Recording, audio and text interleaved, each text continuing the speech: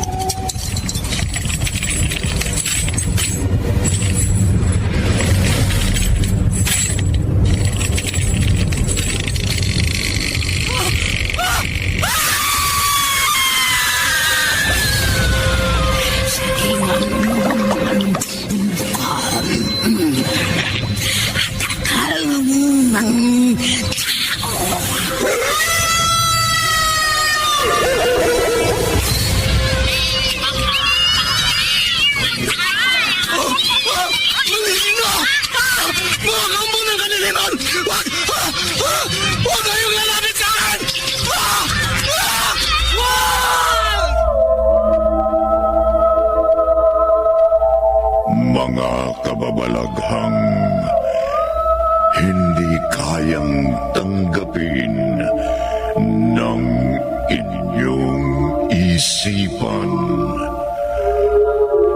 Nagaganap tuwing sasapit ang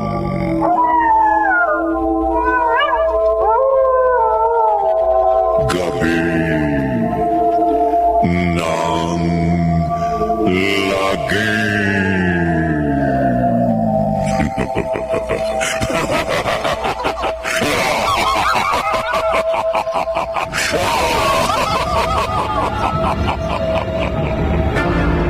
Pinagsamang produksyon ng DZRH at Star City.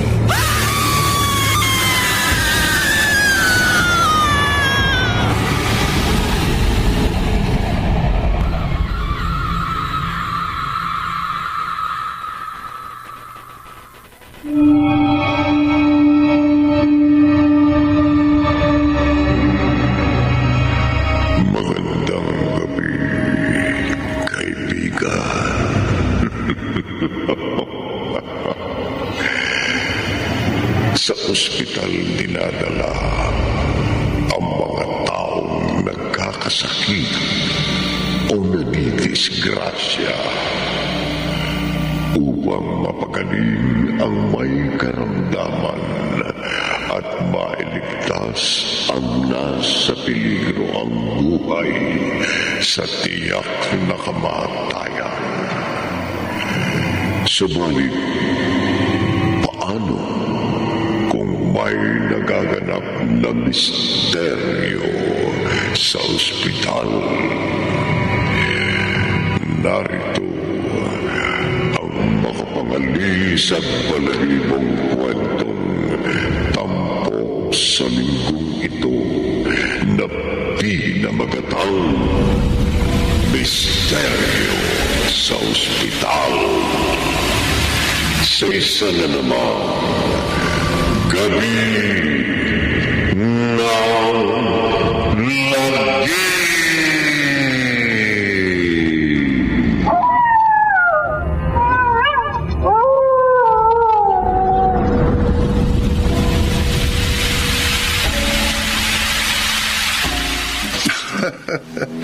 Nakatutuwa yung clown sa party na pinuntahan natin, ano? Ikaw lang naman kasi.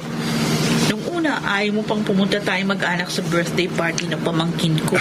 Kasi nga po, Mami, kala ni Daddy, children's party yung pupuntahan natin. Kasi kasing gulang mo lang, Keno. 10 taon lang yung pinsan mong nag-birthday. Oy, kung hindi tayo umaten, baka nagtampo pa sa atin yung kapatid ko. At hindi sana nakita ni Daddy yung mga magic tricks na ginawa ng clown, Mami. Puro bago at original kasi mga magic na napanood natin eh. Kaya nalibang ako ng konti. Beth. Oh, bakit bigla ka natigilan? And, yung brake. Hindi gumagana yung brake na sasakyan natin. Ano? Daddy! Daddy, mapaga tayo sa... Kailangan di ka kumalibala.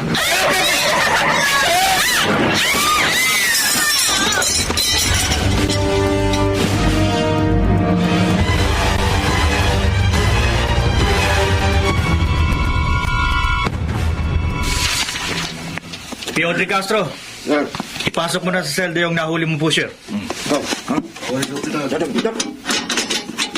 Pasok! Sir! Oh, bakit? Bakit ka umahangos? Anong problema? Hindi ako may problema, sir. Yung lula ng coaching nakita kong sumalpok sa isang puno. Ha? May nangyaring aksidente? Meron, sir. Sa boundary ng bayang to. May coaching kasunod ng sasakyan ko kanina ang naaksidente. Kaya huminto ako sa tapat nitong presinto para mag-report sa inyo. Tatawag ako ng ambulansya. Dapat marespondehan agad yung nadisgrasya, sir. Kaya nga tatawag ako ng ambulansya bago ako rumisponde. Baka may kailangan may sugod sa ospital sa lula ng kotseng sinasabi mong na-aksidente.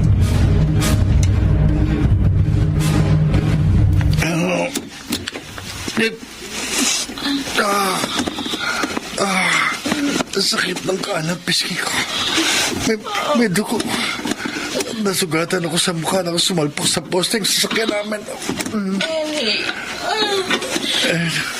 Beth, okay ka? Okay lang ako. Nasugatan ako sa braso pero bababaw lang. Si Kino. Ayun, nakalugmok siya sa likuran ng kotse. Ha? Kino, anak. Kukunin ko siya.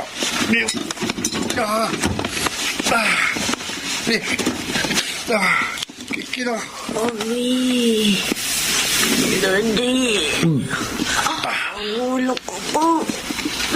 Masakit. May dugong umaagos sa kanyang ulo. Si Kinong malubang nasugatan sa aksidente. Dapat magamot agad ang anak natin, Beth. Isusugod natin si Kino sa pinakamalapit na ospital.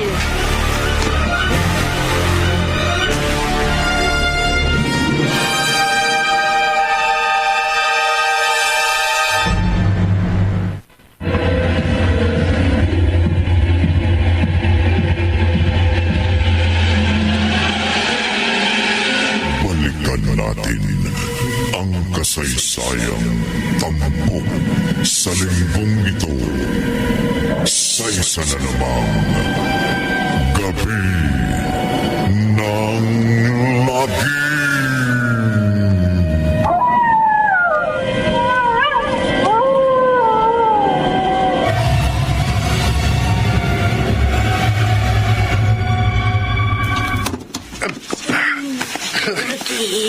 Karga na kita, Kino.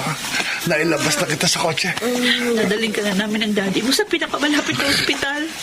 Tira sa gilid ng daan, Beth. Oo, nakahawak ko sa braso ni Kino habang karga mo. Mag-abang tayo ng masasakyan dito sa gilid ng daan. Alanganing oras na. Baka wala nang magdang sasakyan sa lugar na ito. Hindi tayo dapat mag-aksaya ng oras. Kailangan maipagamot agad natin si Kino. Baka maluba ang kanya sugat. Paglakad tayo. Oo. Bilisan natin, Beth. Sumunod ka sa amin, anak mo. Kailangan magamot agad si Kino. At baka maubusan siya ng dugo.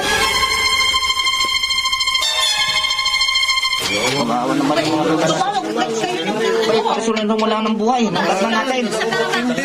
Tumawag na tayo ng mag-aasikaso. Ngayon mo, para nung maris na yan.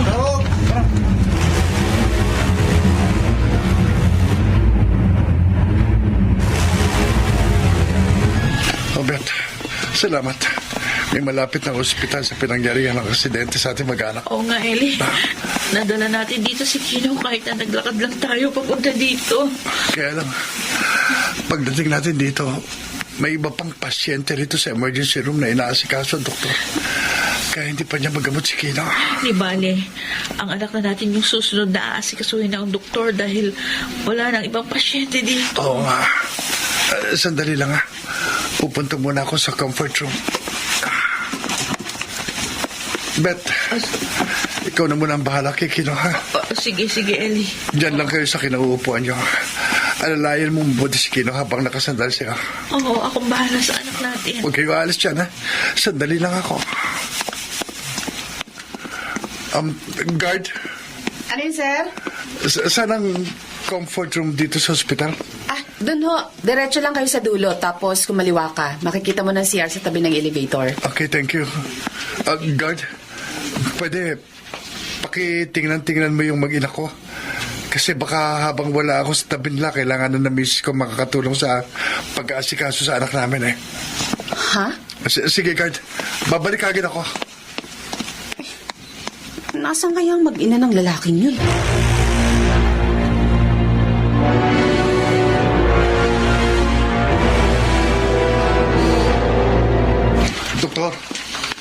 Doktor, May paglilingkod ba ako sa inyo? nagamot mo na ba yung anak ko?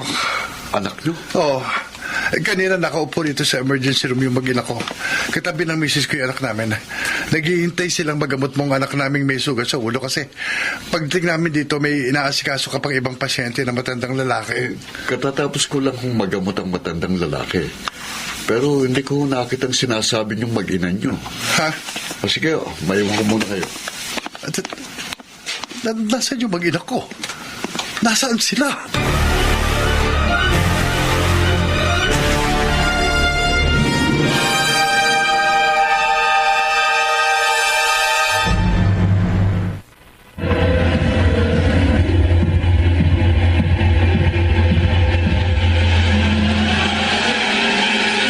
Balikan natin ang kasaysayang tampok sa linggong ito. Sa isa na namang gabi ng lagi.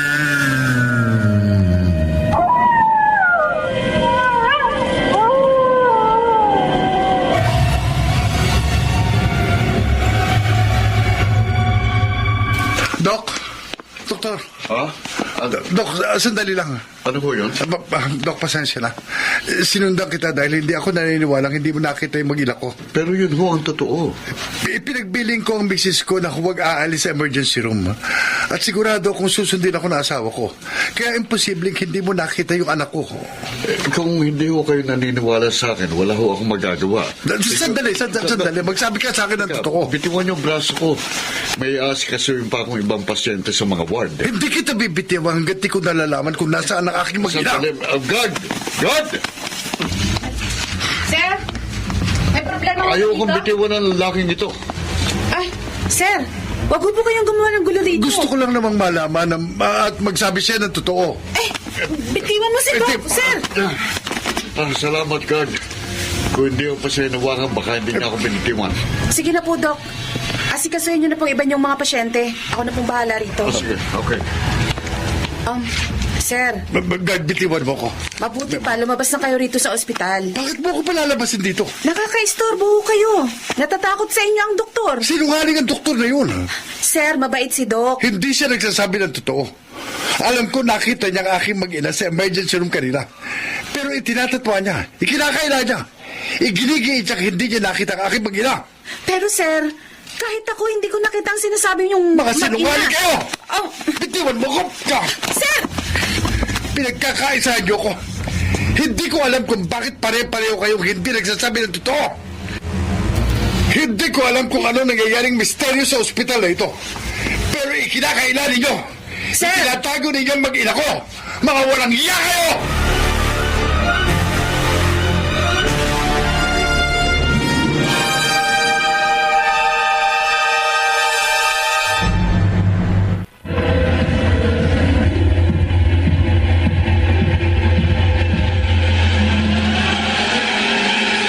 Balikan natin ang kasaysayang tampok sa linggong ito. Sa isa na namang gabi ng lagi.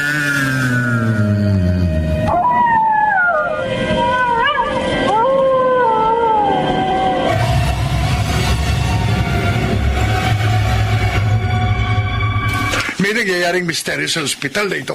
Sir, huwag kayong magalit. Huwag kayong sumigaw. Magsabi ka sa akin ng totoo. Walang nangyayaring misteryo dito. Meron! Huwag kayong sumigaw, sir. Baka akalain ng mga nurse at ibang pasyente may nangyayaring gulo rito. Talagang magkakagulo tayo kapag hindi nyo inilabas ang mag-ina ko. Wala naman hong dahilan para magwala kayo. Itinatago nyo ang aking mag-ina. Nagkakamali kayo. Sige na, lumabas na kayo. Hindi ako lalabas ng ospital na ito nang hindi ko kasamang asawa at anak ko. Pero, sir... Beth! Ay, Kino! Ang sumigaw! Bert! Huwag kayo mag-iskandalo rito! Kung talagang wala kayong itinatagong misteryo sa ospital na ito, ako maghahanap sa akin mag-ina. Patutunayan kung nasa ospital na ito ang asawa at anak ko. Bert! Ay, sir! Kino! Sir, huwag balik ka rito! Kino! Sir! Huwag kayo mag-iskandalo! Lumabas na kayo rito sa ospital, sir!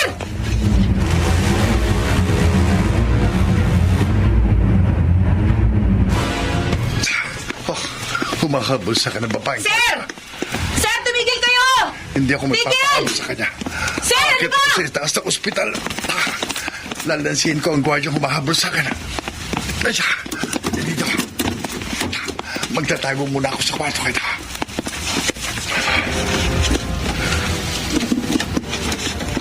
Ayun na. Lumampas na ang babaeng gwardya. Papahinga muna ako. Papalipas muna ako ng ilang minuto sa kwarto kita.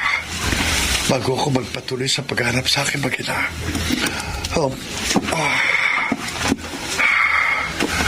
Alam kong hindi basta aalis dito si Lampet at Kino. Maliwanag ang usapan namin ang mag-ina ko nang makarating kami rito. Daddy, Mommy, masakit ang ulo ko. Ellie, mukhang malalim ang sugat sa ulo ni Kino. Anak, huwag kang mag-alala. Narito na tayo sa ospital. Magagamot ka na. Oo nga, anak. Kapag naasikaso ka na ng doktor, mabibigyan ka na niya ng gamot. At hindi sasakit ang sugat mo sa ulo. Sandali lang, anak. Konting tiis na lang ko, ha? Opo, Daddy. Anak, lakasan mong loob mo. Hindi kami papayag ng daddy mo na hindi ka magamot sa ospital na ito. Hindi.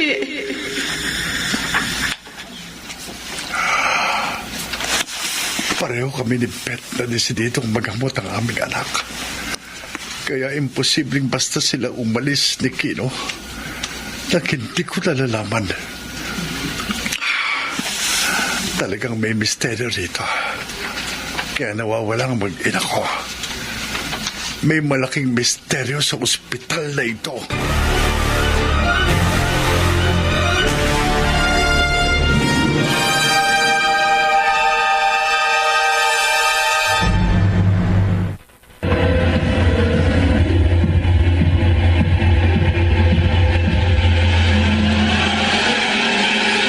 Balikan natin ang kasaysayang tampok sa linggong ito. Sa isa na namang gabi ng lagi.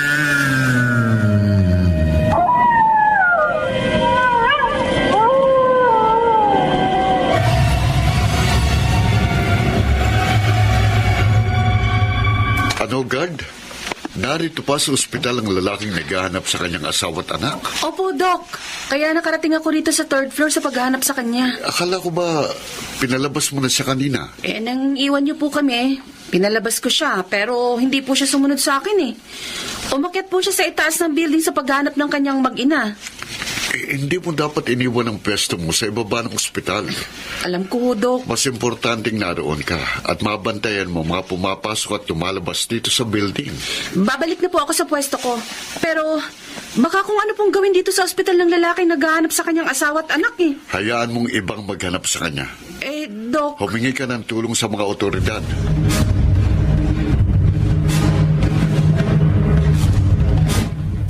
Sino ang lalaki nang gugulo dyan sa ospital? Hindi ko po siya kilala, Kapitan. Pero mukhang desperado po siya kaya tumawag po ako dyan sa inyo sa presinto. Pasyente ba siya? Hindi po. Dalaw? Hindi rin po. Bakit siya nang gugulo? Naghahanap po siya sa kanyang mag-ina. Nahinala po niyang itinatago rito sa ospital. Nasaan ang lalaking yun? Tinakasan po ako nang pinalalabas ko siya. Pero malamang, iniisa-isa po niya ang mga kwarto dito sa ospital sa paghanap sa kanyang mag-ina. Oo, sige. Pupunta kami dyan ng ilang kasama ko. Salamat po, Kapitan. Kami ng mga pulis ang bahala maghanap sa lalaking sinasabi mo na tila desperado na at nanggugulo.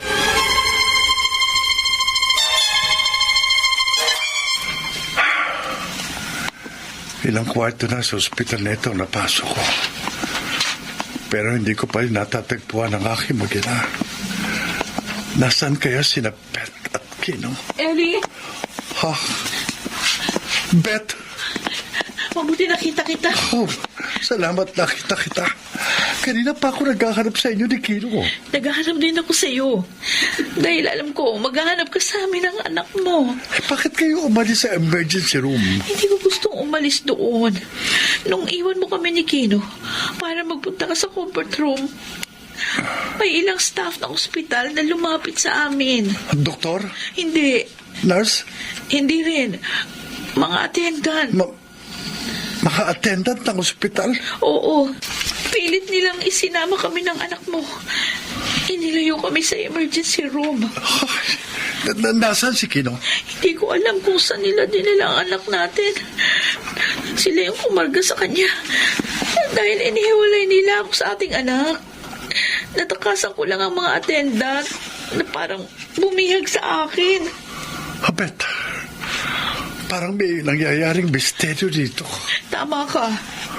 Yan din ang nararamdaman ko. Ang kutob ko, may misteryo sa ospital na ito. Natatakot ako.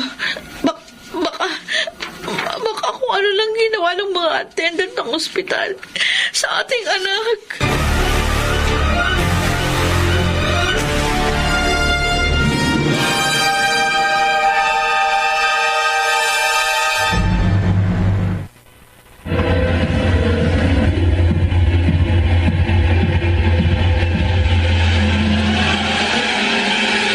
Balikan natin ang kasaysayang tampok sa linggong ito sa isa na namang gabi ng lagim.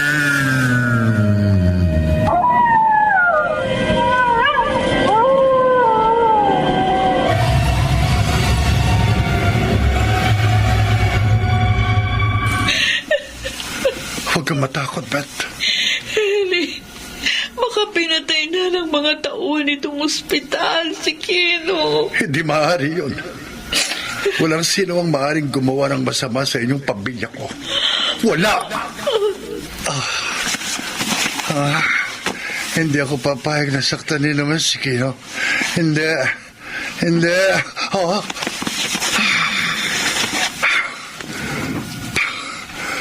Panaginip lang. Nakatulog pala ako habang nagpapahinga sa kwartang ito. Salamat. Hindi totoo na may masamang nangyayari sa anak ko sa ospital na ito. Magpapatuloy ako sa paghahanap sa aking mag-ina. Hindi ako titigil hanggat hindi ko natatagpuan sila Beth at Kino. Hindi ako aalis sa ospital na ito nang hindi ko kasamang aking mag-ina. Hindi. Mangyari na mangyayari.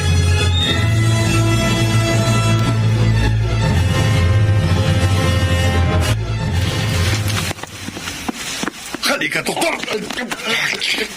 Sino ka? Ako. Ang padre de pamilya ng mag-inang itinatago niyo sa ospital na ito. Ikaw? Ngayong nasunggaban kita at nabaliti ko ang isang braso mo sa iyong likuran.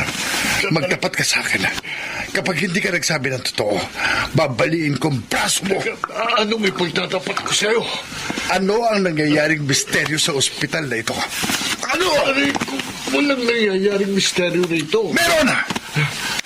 Kung walang misteryo rito, bakit nawala rito ang aking mag-ina? Anong ginawa niyo sa kanila? Wala akong alam sa pinagsasabi mo. Alam mo ang lahat ng nangyayari sa ospital na ito dahil isa kang doktor. Huwag mong pilipitan ng braso ko. Nasasaktan ako. Lalo kang masasaktan na kapag hindi mo ipinagtapat kung nasaan ang mag-ina ko at kung ano lang nangyari sa kanila. No! Sinasaktan si Dok! Mga nas, tawagin yung guard.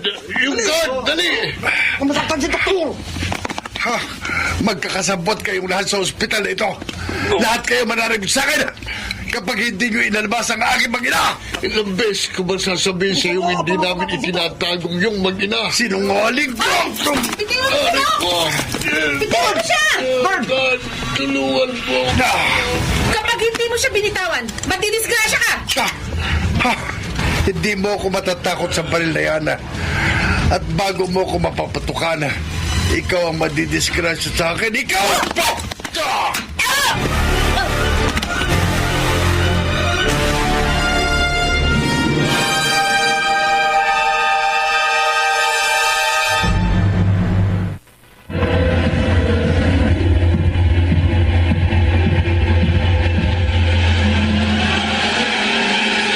Balikan natin ang kasaysayang tampok sa linggong ito. Sa isa na namang gabi ng lagi.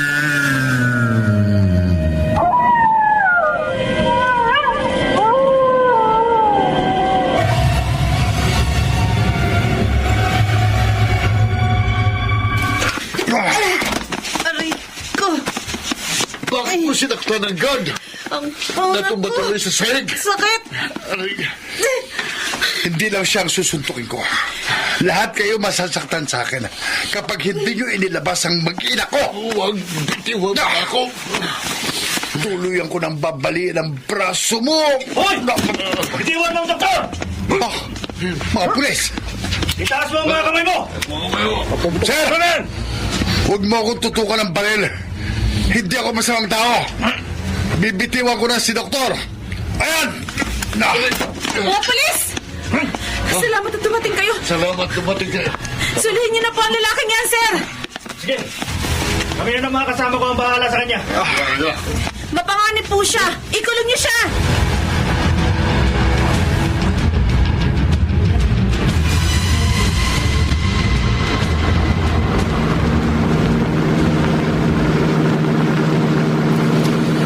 Sir, saan niyo ako dadalhin? Sa presinto, Huwag niyo akong ikulong. nanggugulo ka at nananakit sa ospital. Hindi ko gustong gawin yon. Napilitan lang ako maging marahas dahil na rin sa kagagawa ng mga empleyado ng ospital. Pinilit nila akong saktan ko sila. Bakit? Ano ba ang problema mo sa kanila? Itinago nila sa ospital ang asawa ko at anak na lalaki na 10 taong gulang. Bakit naman nila gagawin yun? Hindi ko alam. Huwag kang magparatang ng wala kang katibayan. Mapapatunayan ko sa inyong nagsasabi ako ng totoo. Hindi ka namin kilala. Paano kami maniniwala sa'yo? Maniwala kayo sa akin, sir. Nakikiusap ako sa inyo. Totoong itinago sa ospital ang mag-ina ko. Kaya tulungan niyo akong mabawi ko sila. Para niyo ng awa. Paano namin malalamang nagsasabi ka ng totoo? Paano?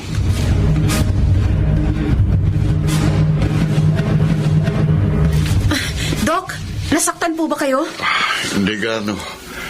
Pero kung hindi dumating ang mga pulis, baka tuluyan ang pinali ng lalaki yun ng isang braso ko.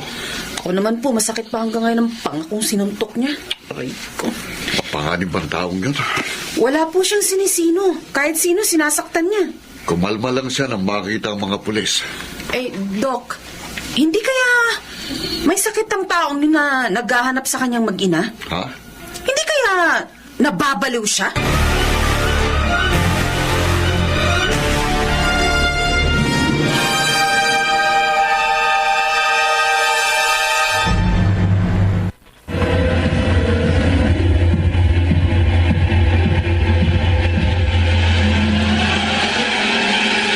Balikan natin ang kasaysayang tampok sa linggong ito. Sa isa na namang gabi ng lagi.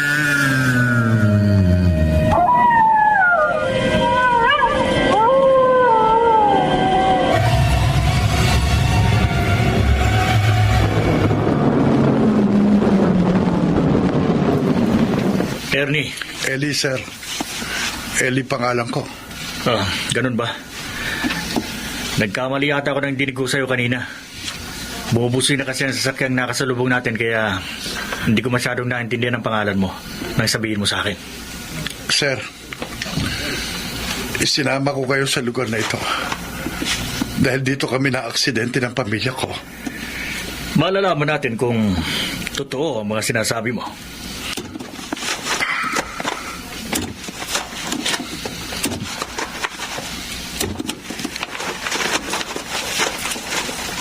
Ayan, sir.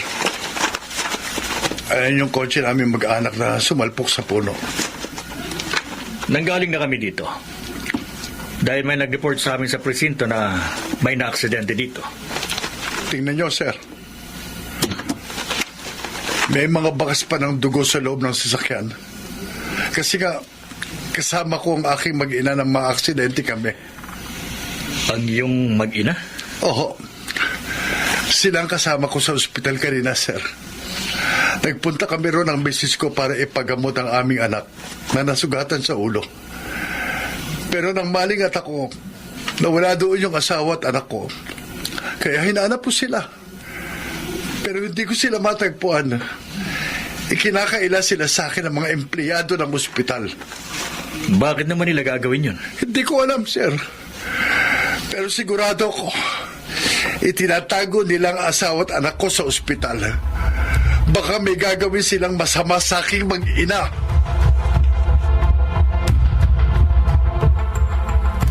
Kapitan, Doktor, nagbalik kami dito sa ospital.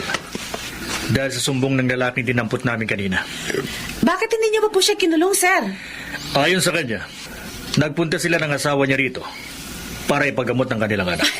Hindi po totoo yun, sir. At anong totoo? Mag-isa pong dumating ang taong yun dito sa ospital kanina. Ang akala ko po siya magpapagamot dahil may sugat siya sa pisngi. Kasi nga, na-aksidente raw ang kanilang pamilya. Nakita ko ang sasakyan nila na sumalpok sa isang puno. nang dumating dito sa ospital ng lalaki yun, sir, hindi ko kagad naasikaso eh. Dahil may ginagamot akong ibang pasyente. Pero ano, Dok? nang ang taong yun ang aasikasuhin ko, hinahanap na niyo sa akin ang kanyang mag-ina. Sinabi po namin sa kanya na hindi namin nakita ang mag-ina niya. Pero ayaw niyang maniwala sa amin. Tapos nagsimula na po siyang maging marahas. Kung hindi totoo ang reklamo sa akin ng Ellen na yun, nasa kanyang problema. Wala rito sa ospital. Talagang walang problema rito. Hindi po totoo ang paratang ng lalaking yun na may nangyayaring misteryo dito sa ospital. Hindi po totoo yun.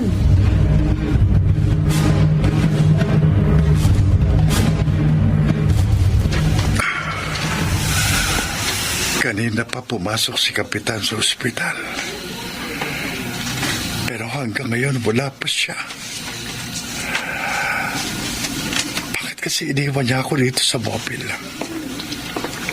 Sana isinama niya ako sa pag-iimbestiga sa mga empleyado ng ospital para hindi makapagkaila ngayon at mapilitin silang umamin na tinatago nila sa ospital ang asawa at anak ko. Sana mapaamin ni Kapitan ang mga taga-ospital para mapilitan ang mga yon na ilapas ang aking mag-ina.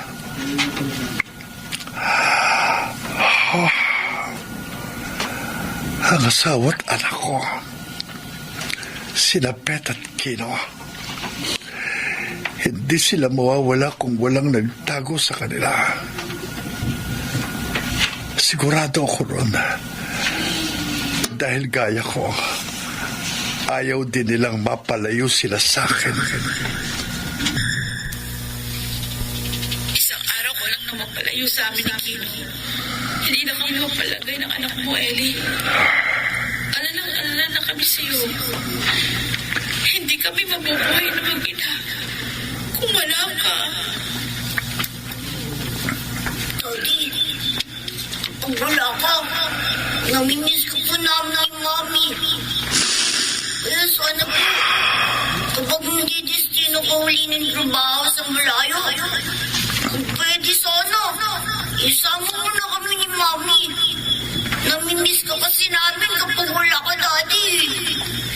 Miss na miss ka po namin ni Mami. Sa loob ng 1 linggo lang na mapalayo ako sa aking mag-ina.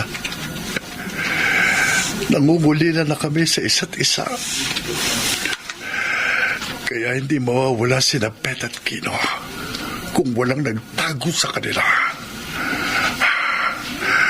Magpapatuloy ako sa paghahanap sa kanila at tutuklasin ko ano man ang dahilan ng pagkawala ng aking mag-ina. Ano man ang misteryo sa ospital na ito.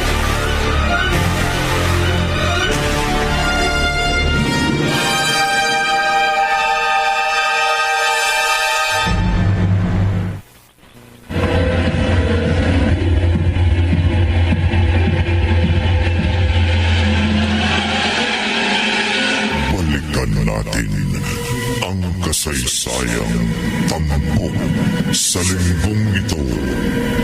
Sa isa na namang gabi ng lagi.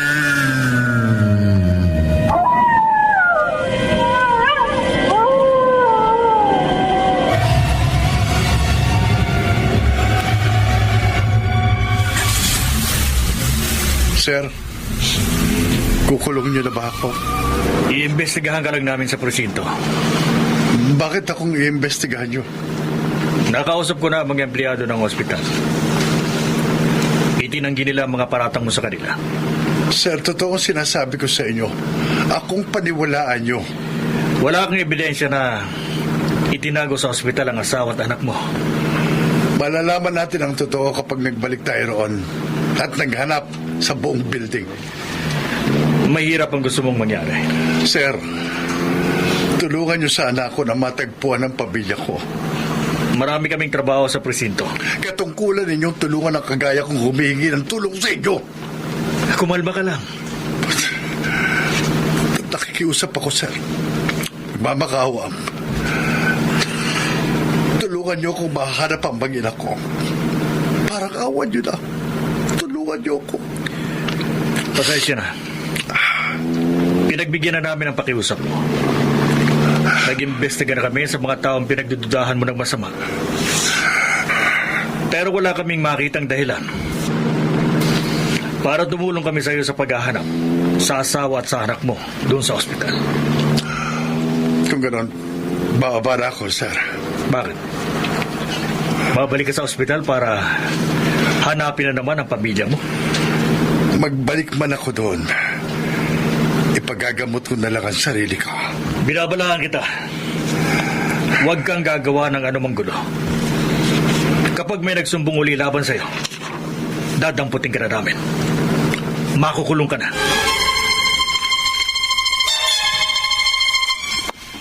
Guard, Ikaw na naman? maaari ba akong pumasok sa ospital? Hindi. Papagamot lang ako. Sa ibang ospital ka na magpagamot. Marami na rito sa amin ng mga kasama ko natakot sa'yo. Pero guard, Kahit anong sabihin mo, hindi kita maaaring papasukin. Umalis ka na, sir. hindi maaaring hindi ako pumasok sa ospital na ito. Akin ay ba't mo! Ay, ang service firearm ko! Sir! Narito ang mag-ina ko. Kaya hahanapin ko sila. Ibalik mo sa akin yan. Huwag mo itutok sa akin yan, sir! Sosoli ko itong baril mo Ay, kapag natagpuan ko ng aking mag-ina. Sir! Pero wag mo akong hahadlangan sa paghanap sa kanila. Relax! Wag na wag! Relax lang, Dahil sir! pasasabugin ko ang ulo mo!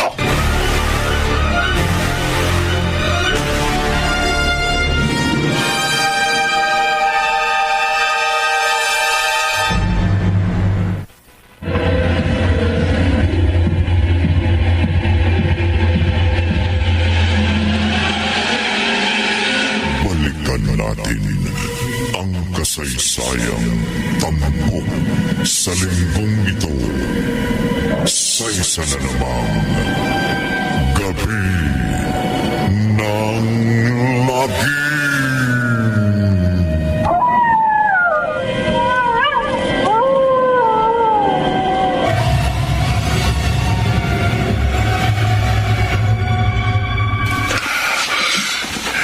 Alam kong tatawag uli sa presinto ang babaeng gwardiya. Kaya kailangan magmadali ako sa paghanap sa aking mag-ina. Kailangan matagpuan ko sila at mailabas sa ospital na ito bago dumating ang mga polis. Ellie, Ha? Bet, Pet, ikaw nga pa. Oo, ako nga. Baka ako, nananaginip lang ako. Mabuti nakita tayo. Kanina pa kita hinahanap. Bakit parang ligalig ka? Bakit ka napapayak? Ang anak natin. Nasaan si Kino? Sa pilitang kinuha siya ng mga attendant ng ospital. Inilayo sa akin. At pinigilan nila ako na sumunod sa kanila. Saan dinala ang anak natin? Dadalhin doon sa operating room. Wala silang karapatang sa pilitang kunin ang anak natin at pigilan kang sumunod sa kanila. Kaya nga, nag-aalala ako para kay Kino.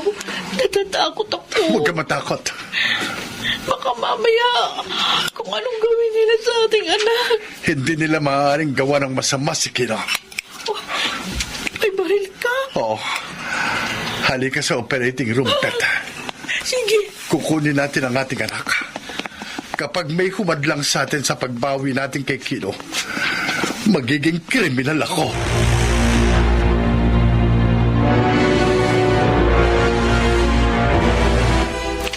Ano? Nanggugulo na naman si Ellie dyan sa ospital? Oo, Kapitan. Kaya tumawag ulit ako dyan sa presinto. Pinabayaan ko bumalik siya dyan. Dahil sabi niya, magpapagamot lang siya. At hindi na siya gagawa ng gulo. Hindi na siya magpipilit maghanap sa kanyang mag-ina. Maghahanap pa rin daw siya sa kanyang mag-ina, kaya nagpilit siyang pumasok sa ospital. Nasa taong yun talaga ang problema. Kapitan, inagaw niya ang aking service firearm. Ha? Armado na si Ellie? Oo, kaya lalo siyang mapanganib ngayon. Kung ganun, medyo dumistansya kayo sa kanya. Baka mayroon siyang madisgrasya. Babalik agad kami ng mga kasama ko dyan sa ospital. Sige ho, magmadali po sana kayo, Kapitan. Dadapin namin si Ellie. Ikukulong namin siya.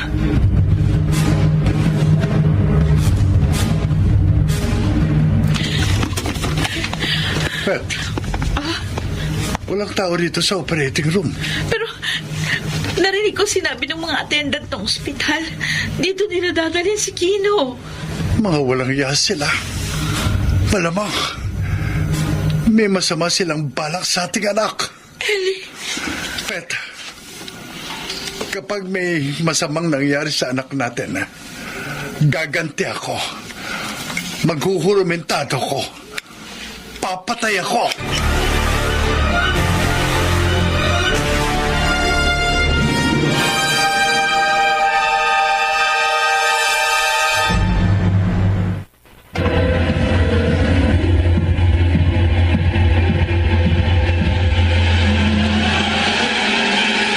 Balikan natin ang kasaysayang tampok sa linggong ito.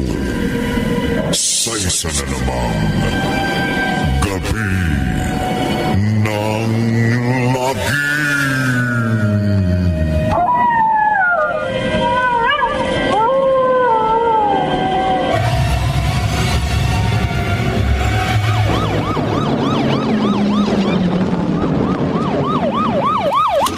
Kapitan! Mabuti dumating na po kayo. Nasaan si Ellie? Nasa loob po ng building. Bakit ako pupunta siya sa operating room? May hawak siyang baril. Doc, dito lang kayo sa labas ng ospital. Marami po mga pasyente. Nurse at iba pang doktor sa loob ng building, Kapitan. Baka madisgrasya sila. Oo nga ho. Baka mga pasyente at mga kasama namin ang pagbuntunan ng galit ng lalaking tila wala sa kanyang sarili. Ben! Sir! Pasukin na natin ang ospital! Yes, sir! Yes, sir! Yes, Kapitan! Armadong taong dadapin natin. Kaya handaan niyo ang inyong mga sandata. Yes, sir! Kap, mag-iingat kayo. Baka manlaban po ang taong dadakpin nyo. Kapag nanlaban siya at pinaputukan niya kami ng mga kasama ko, mapipilitan kaming dapin siya. Buhay o patay.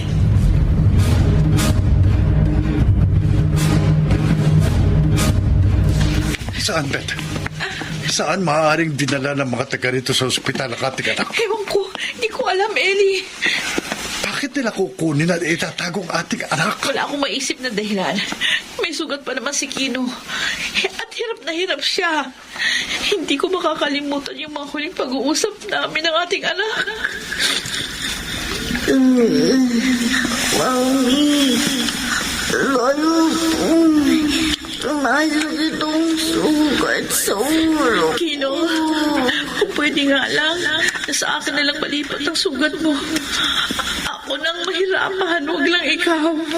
Hirap na po. Kunting tiis lang, anak. Magagamot ka. Parang gusto ko pong matapos maghihirap ko. Huwag kang mawala ng pag-asa. Huwag kang susuko. Huwag mo kaming iiwan ng daddy mo.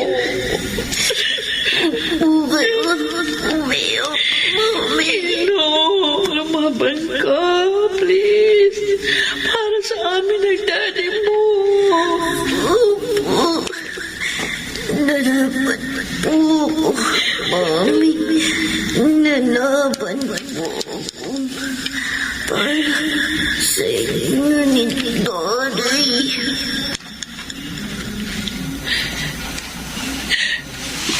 Iyon ang tiniyak sa akin ng anak natin, Ellie. Lalaban siya para sa atin. Ang anak natin, kahit nahihirapan siya, susunod pa rin siya sa gusto natin mangyari. At ayaw niyang nahihirapan tayo at nagpo-problema. Pero may sugat si Kino. Nanghihina siya. Nahihirapan. Walang kalaban-laban. Wala siyang kakayang tumakas sa mga tago-hospital na bumihag sa kanya. Mga walang iya sila. Mga hayop. Mga walang konsensya. Malamang binihag nila ang anak natin para kunan ng mga mahalagang organ sa katawan. Mga wala silang awa. Magkamal lamang sila ng salapi, maatim nilang pumatay ng kanilang kapwa. Ng isang sugatan at inosenteng bata na gaya ng ating anak. Sa labis na kasamaan nila, sa karumal-dumal na gagawin nila sa ating anak, masisisi mo ba ako kung maging marasa kong pet? Masisisi mo ba ako kung dahil sa pagtatanggol ko kay Kino, maghurumentado at makamatay ako?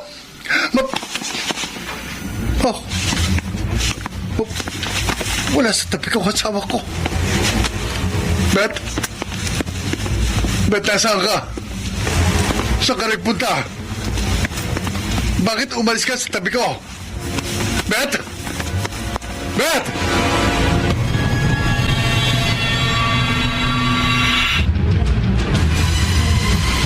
Mga kasama! Sir?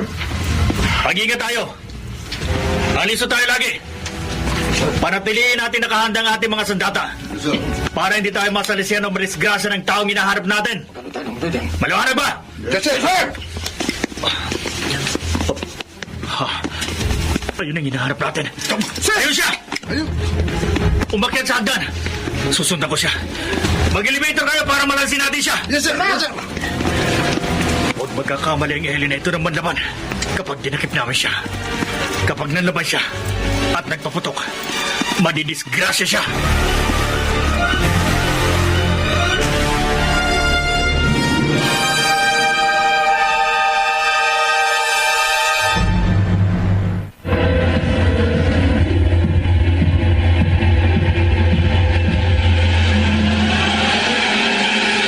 Balikan natin ang kasaysayang tampok sa linggong ito. Sa isa na namang gabi ng lagi.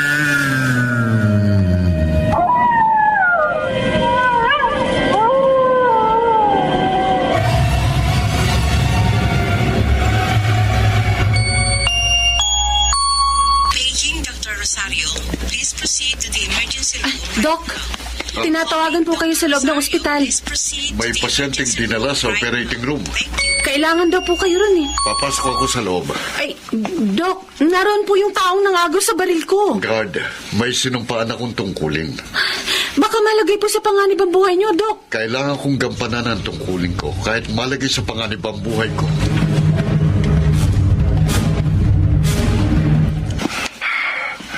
Kailangan matagpuan ko agad sa ospital na ito ang aking makina bago may humadlang sa akin sa paggalugod sa buong building.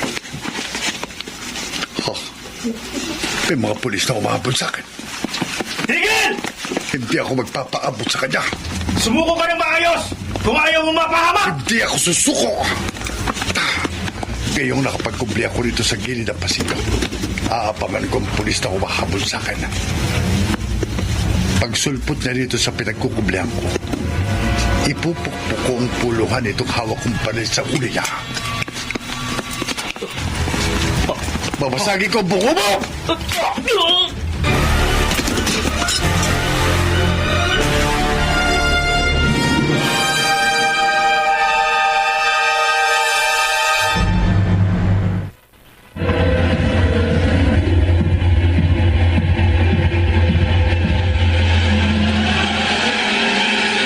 Balikan natin ang kasaysayang tampok sa linggong ito. Sa isa na namang gabi ng lagim.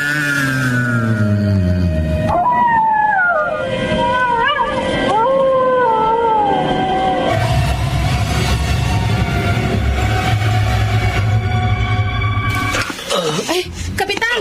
Ano pong nangyari? Pinukpok ni Ellie ang ulo ko kaya napahandusay ako sa pasilyo. Uy, At kaya lumabas muna ako sa ospital. mabuti. Hindi kayo pinaputukan ng lalaking desperado. Pagbagsak ko, nagpatuloy siya sa paghahanap sa kanyang mag-ina. O lubang mapanganib po ang taong yun. Inahanap na siya ng aking mga kasama. Wala po siyang sinisino. Malamang, hindi po siya pahuhuli ng buhay. Isa lang alam kong makapagpapakalma sa kanya. Ano pong... Kapag nakita na niya ang kanyang mag-ina. Pero, Kapitan, talaga pong wala rito sa ospital ang hinahanap niya. Wala nga kaya. Kapitan, Walang taong magiging desperado at halos maghurimentado kung hindi totoo na nasa peligro ang kanyang mga mahal sa buhay. wala pong dahilan para itago namin dito sa ospital ang kapamilya ng kahit sino. Malalaman ko. Kapitan, Kapag nadakip na namin si Ellie, magsasagawa kami ng mga kasama ko ng search and rescue operation sa buong ospital para malaman namin kung mayroon ngang nangyayaring misteryo dito.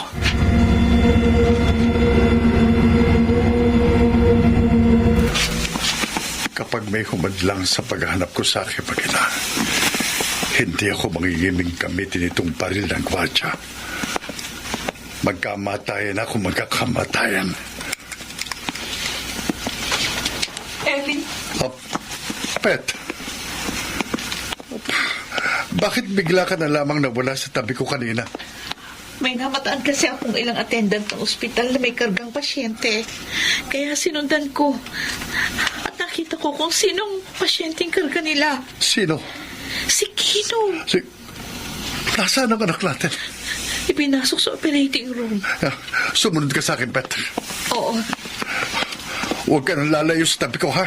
hindi na. Kapag nagkataon, kapag nakita kong nasa panganib ang buhay ni Kino, kapag ninakaw ang mga vital organ ng katawan niya ng mga taong ospital, magiging kriminal ako.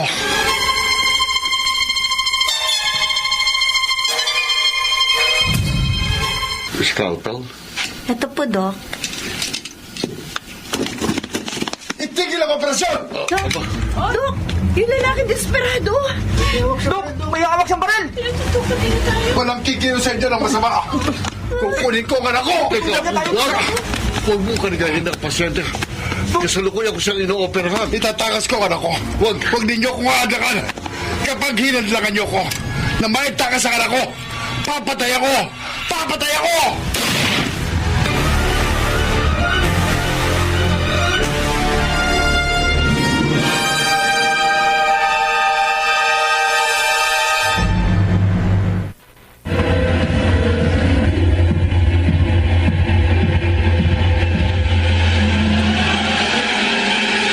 Balikan natin ang kasaysayang tampok sa linggong ito. Sa isa na namang gabi ng lagim.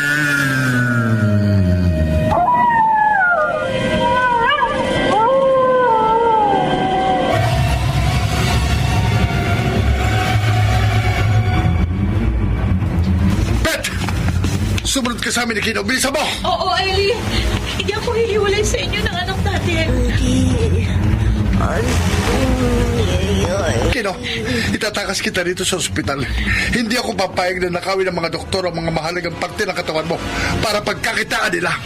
Sakit pa rin po. Huwag kang mag-alala, anak.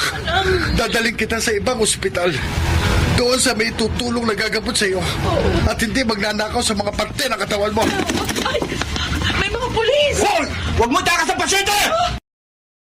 Itaas mo yung mga kamay at sumuko ka ng mayos! Hindi! Mga pulis, kayo lalapit! Kapag lumapit kayo, kapag hinadlangan niyo ako, hindi na ako sa itaas magpapaputok. Kaya hayaan ninyong makaalis kaming mag-anak sa ospital na ito. Kapag hinadlangan niyo kami, papatay ako! Papatayin ko kayong lahat!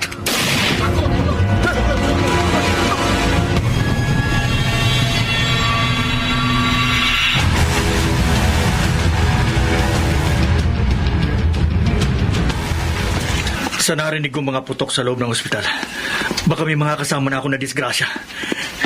Kaya pumasok na ako. Walang susunod sa aming mag-anak! Walang susunod!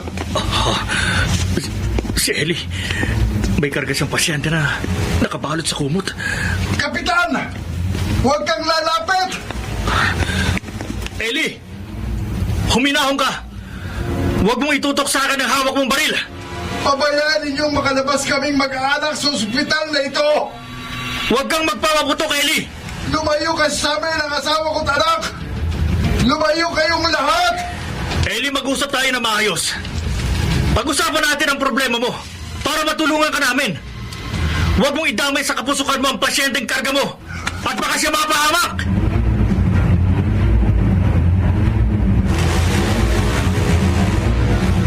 Bet, Kino, ano man ang mangyari, itatakas ko kayo sa ospital na ito. Oo, Ellie. Oo. Sige po, Daddy. Umuwi na po tayo. Ay, Daddy. Bet, asawa ko, Kino, anak ko, dahil sa pagmamahal ko sa inyo mag-ina, handa akong pumatay at mamatay. Ellie! Ano bang nangyayari sa'yo? Hindi mo anak ang pasyenteng karga mo at wala kang asawang kinakausap sa tabi mo. Nag-iisa ka lang na nakatayo kargang pasyenteng hindi mo kaano-ano. Ano ba yung pinagsasabi mo, Kapitan? Anak ko ang karga ko! At katabi ko ang asawa ko! Bakit biglang nawala ang asawa ko? Bet! Bet! Ellie! Hindi mo anak ang pasyenteng karga mo! Anak ko siya! Lalaki ang anak mo, hindi ba? Oo! Babae ang pasyenteng karga mo! Oh, babae nga pasyente karga ko. Babae. Hindi si Kino. Hindi ang anak ko. Mula sa ospital na ito ang iyong mag-ina! Hindi. Narito ang asawa at anak ko. Narito sila. Wow!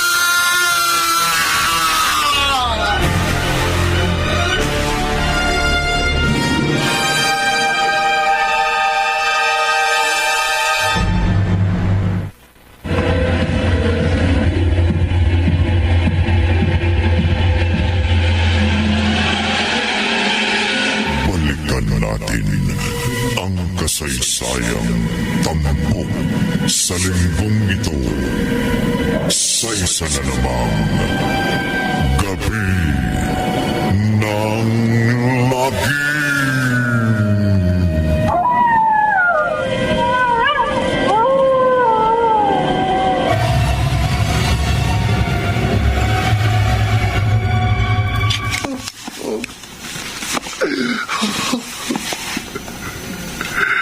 Bakit wala rito sina Bet at Kino? Nasaan ang aking mag-ina? Ellie, akin ang baril na hawak. Ibigay mo na sa akin. Bet, Kino, nasaan kayo? Mga kasama, kunin niyo ang batang babaeng pasyente na karga ni Ellie. Ibalik niyo siya sa operating room.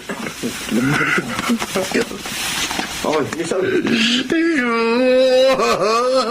Ellie, walang misteryong nangyayari sa ospital na ito. Hindi tinago dito ang iyong mag-ina. Wala rito ang iyong asawa at anak na hinahanap mo. Ang lahat ay bunga lamang ng iyong imahinasyon. Ng hallucination.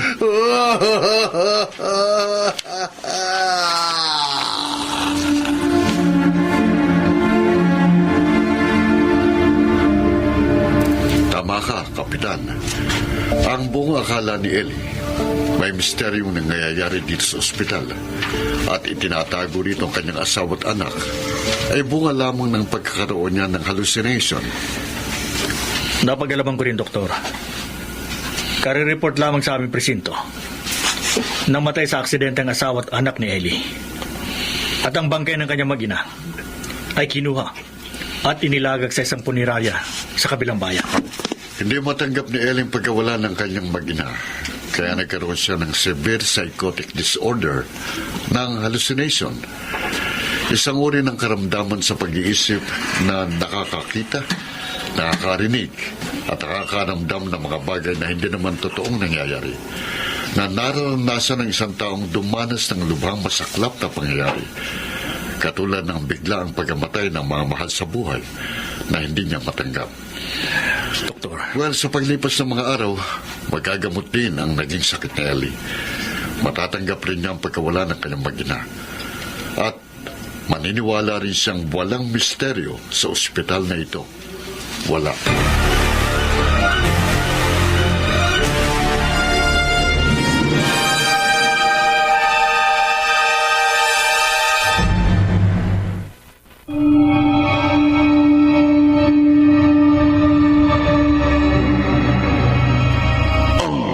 Hallucination o pag-aakala sa mga bagay na walang katotohanan ay hindi imposibleng mangyari sa isang taong ang isip ay lubhang nababahala at naguguluhan.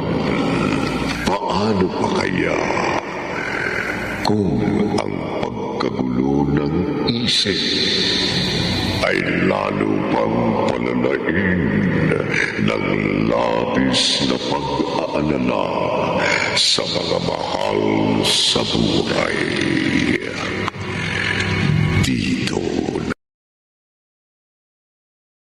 Dito natatapos ang ating tamo sa linggong ito na pinamagatang misteryo sa ospital. Sa isa na naman gabi na laki.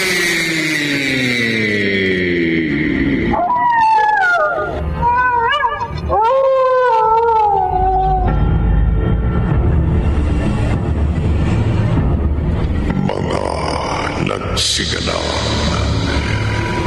Bobby Cruz, Rosana Villegas,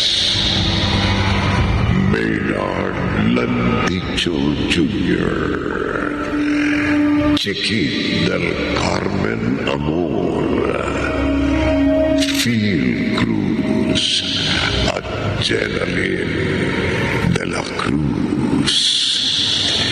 Naglapat ng tunog, premyo sa musika ni Buboy Salonga.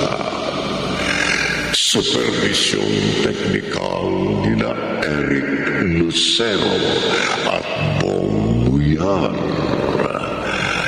Isinulat ni Orly Aquino. At sa direksyon, Leonel